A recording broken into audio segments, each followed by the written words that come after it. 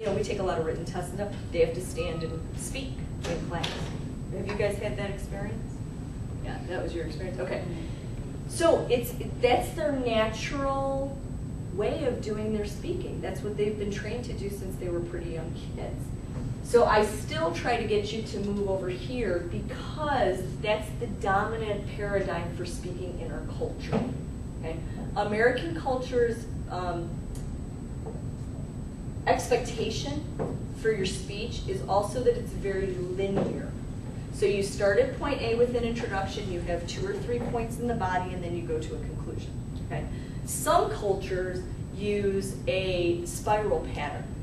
Okay? I tell you a story, then I kind of tell you another story, then I kind of tell you another story, and then I come to the point at the end. Okay?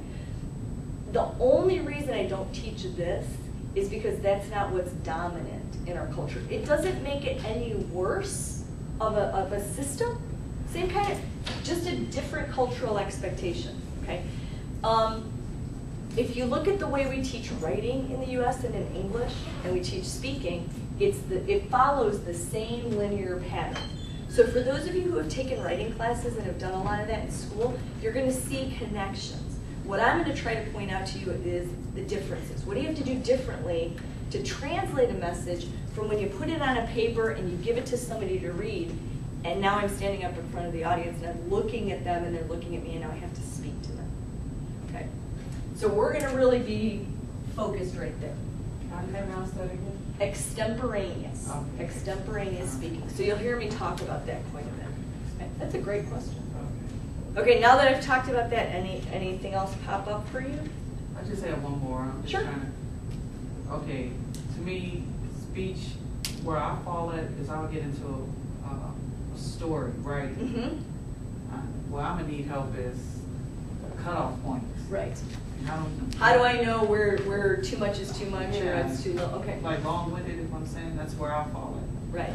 So And- in speaking, is there a technique behind it, or you have to have a passion for it, or? No, a lot of it is learning some real simple rules. Okay. Time limits Yeah. do a lot of it. Yeah, I need that. Okay? Practice does a lot of it. So Tiffany, you and I probably have the same problem. I love to tell stories. So maybe some of the rest of you do. I love to tell stories, right? And the more dramatic I can make the story, the better. And the more I tell the story, the more details I add. And the more I tell the story, the more stuff I make up to make it more dramatic, right? You So lose the audience, don't you? Right. See, that's what, right. and that's when, from my standpoint, if I'm standing in front of the audience, and if I'm losing the audience, then that's when I get nervous. Right. Yeah, so. Right. Okay. So, and here's the thing that I would say to students though. If we all know, let's say that our time limit is 5 minutes. Okay. Okay? The second you go past 5 minutes, we know that. We can sense it if we know about how long 5 minutes is. Okay? And if you go way past 5 minutes, there comes a point where we stop listening to you. That's when we lose the audience. Your reaction might be, I gotta talk more because that'll bring them back, when most of the time it doesn't work. So I really try to help you focus on getting your message to be organized to fit within that time frame. And I'll be honest, sometimes students struggle with that. Yeah. Especially ones who like to talk, you know. Yeah. The ones who don't like to talk or are a little more nervous about talking, you're gonna go the other direction. You may find, oh my gosh, I don't have enough stuff to say to fill 5 minutes. So we have to work on how to develop your ideas so that they get bigger, okay? And I will give you lots of guidelines and techniques and things on how to do that, okay? Okay. Great questions. I'm so glad you guys Yeah, them. just curious, yeah. Yeah. Okay. Okay. Anything else yet? Yes. Thought of something. Just saying, Oh, just saying or whatever, say, yeah, okay. When you Will say be done? Yeah. it's because we don't like silence. Okay. We don't like to just Okay. stand, right, and think. So we use what's called a vocal filler. It's a word that means absolutely nothing, like, so, you know, Yeah. any of those things. It's just a space filler.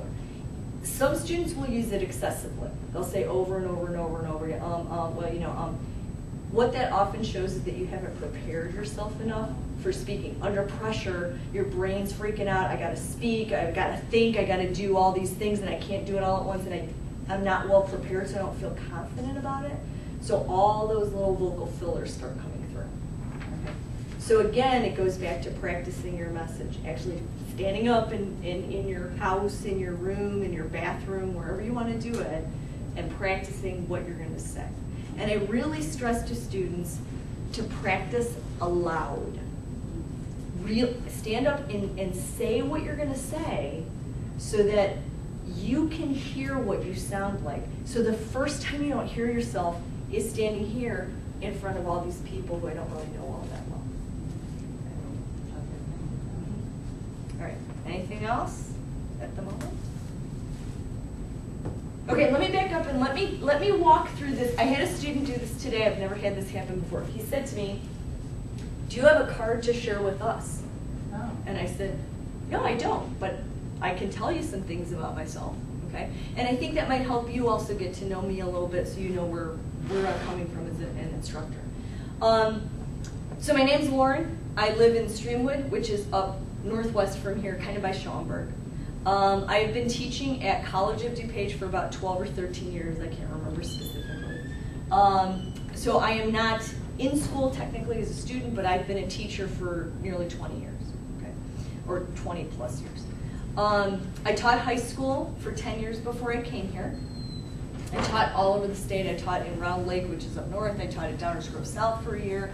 I taught in Pekin, Illinois by Peoria, and I taught in Normal, Illinois, where Illinois State University is. I didn't come to COD because I hated teaching high school or hated high school students or didn't like that anymore. I simply got divorced and then wanted to come back to the suburbs, and I happened to get a job here at COD. Now the cool thing is, I was a student at COD, so I came back to teach at my alma mater. So I once was in your seats. And it's been great. I love teaching here. I can't imagine teaching anyplace else or doing anything else. So it's really a wonderful place to be. My career plan is to continue being a teacher. I occasionally think about, well, what would I do if I wasn't a teacher? It's really sometimes hard for me to think about that because I can't imagine. I don't know what I'd do. I've come to the conclusion, two things. I really like leadership.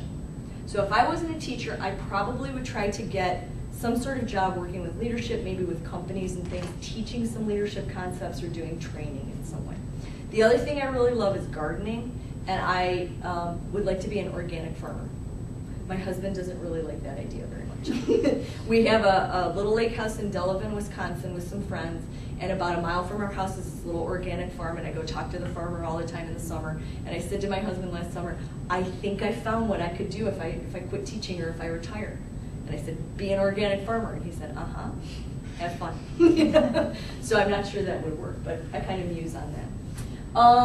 I work a lot of hours per week. In addition to being a teacher, I also am the director of the forensics program, which is the competitive speech and debate program for COD. And I travel a lot, especially in the spring.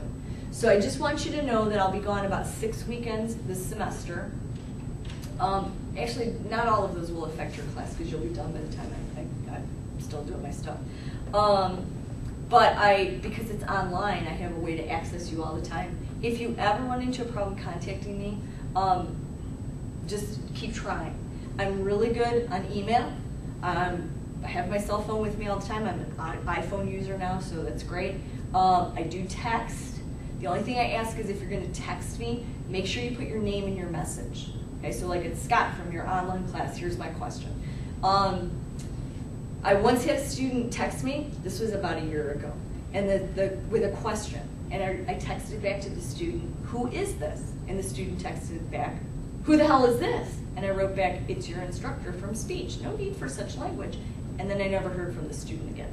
So I don't know what their question was or what it was they wanted fixed, but think about, the means in which you're communicating. It was a little miscommunication there. 3 goals for the class. I'm not sure I can talk about 3. I can talk about 1 overarching goal. Okay. This is a speech class, right? It's listed as speech communication. It really focuses on public speaking. But if you've looked through your textbook, you'll notice it talks about more than just public speaking. So I look at communication a little more holistically. So we're going to, if you looked again online, the first unit has to do with communication theory.